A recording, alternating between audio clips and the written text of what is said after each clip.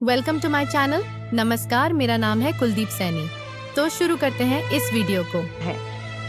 APJ Abdul Kalam का जन्म 15 अक्टूबर 1931 को तमिलनाडु के एक छोटे से गांव रामेश्वरम में हुआ था।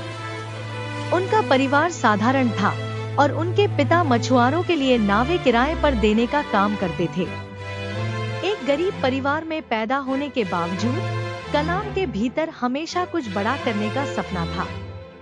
वे बचपन में बहुत ही मेहनती छात्र थे, लेकिन आराम का सपना था कि वे पायलट बने। लेकिन उनका चयन भारतीय वायुसेना में पायलट के लिए नहीं हुआ। यह एक बड़ा झटका था, लेकिन उन्होंने हार नहीं मानी। इसके बाद उन्होंने अपनी पढ़ाई जारी रखी और Madras institute of technology (MIT) में एरोस्पेस इंजीनियरिंग की पढ़ाई की। इस समय भी आर्थिक तंगी ने उन्हें बहुत परेशान किया, लेकिन उनके पिता और शिक्षकों ने उन्हें हमेशा प्रेरित किया। कई कठिनाइयों और विफलताओं के बावजूद कलाम ने कभी हार नहीं मानी। जब वे भारतीय रक्षा क्षेत्र में शामिल हुए, तो उन्होंने अपनी मेहनत और समर्पण से भारत को मिसाइल तकनीक में आत्मनिर्भर बनाया। भारत का पहला मिसाइल पृथ्वी और अग्नि जैसे प्रक्षेपण यान उनके नेतृत्व में ही विकसित हुए। उनका यह योगदान भारत को वैश्विक स्तर पर एक शक्तिशाली राष्ट्र बनाने की दिशा में महत्वपूर्ण था। कई कठिनाइयों और विफलताओं के बावजूद कलाम ने कभी हार नहीं मानी। जब वे भारतीय रक्षा क्षेत्र में शामिल हुए, तो उन्होंने अपनी मेहनत और समर्पण से भारत को मिसाइल तकनीक में आत्मनिर्भर बनाया। भारत का पहला मिसाइल पृथ्वी और अग्नि जैसे प्रक्षेपण यान उनके नेतृत्व में ही विकसित हुए। उनका यह योगदान भारत को वैश्विक स्तर पर एक शक्तिशाली राष्ट्र बनाने की दिशा में महत्वपूर्ण था।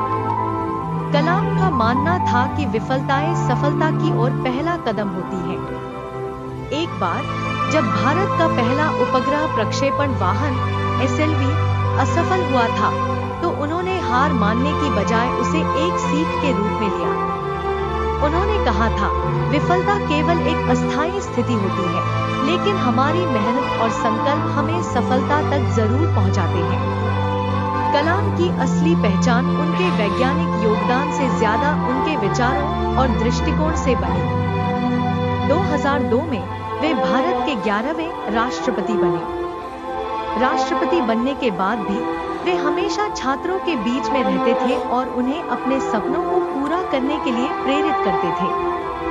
वे कहते थे, जो सपने हम अपनी आंखों में रखते हैं, वही एक दिन हकीकत बनते हैं। उनका जीवन सादगी से भरा हुआ था और उनका उद्देश्य हमेशा भारत के युवाओं को प्रेरित करना था। वे हमेशा छात्रों से कहते थे, अपने सपनों को बड़ा बनाओ और मेहनत से उन सपनों को सच करो।